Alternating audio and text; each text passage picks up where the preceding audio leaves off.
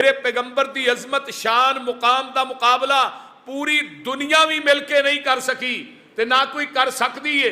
और जेड़ियां अजमत और शाना अल्लाह ने अपने महबूब नूं अता कीतियां ने, मेरा अकीदा है कि 1,24,000 अंबिया दे विचों किसी नबी नूं भी अता नहीं कीतियां।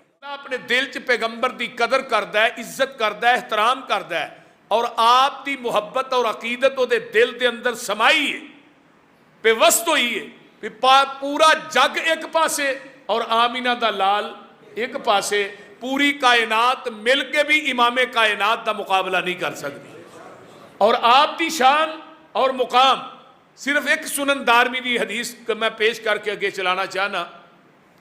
नबी पाक फरमाते ने, मैं हरम च लेटिया, आसमान तो 2 फरिश्ते आए, एक फरिश्ता जमीन आसमान के दरम्यान मुअल्लक रहा है, दूसरा नीचे आया।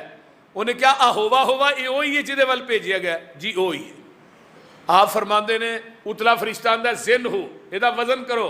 आका फरमाते ने, मैनू एक छापे बिठाया गया, एक पास एक बंदा मेरा वजन भारी, फरमाया 10 बिठा, 10 बिठाए फिर भी मेरा वजन भारी, फरमाया 100 बिठा, 100 बिठाया फिर भी मेरा वजन भारी, 10,000 एक पलड़े च पाया फिर भी मेरा वजन भारी। उतला फरिश्ता आंदा की गिन गिन के तोलन डे है। आका फरमाते ने, पूरी कायनात एक पलड़े च सुटी ते मेरी तकड़ी फिर भी जमीन तो नहीं उठी।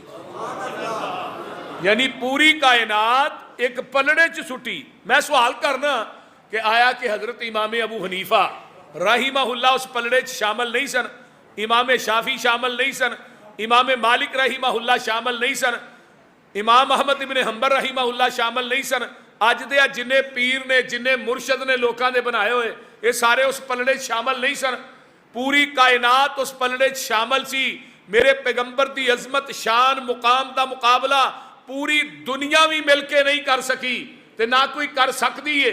और जेड़ियां अजमत और शाना अल्लाह ने अपने महबूब नूं अता कीतियां ने, मेरा अकीदा है कि 1,24,000 अंबिया दे विचों किसी नबी नूं भी अता नहीं कीतियां।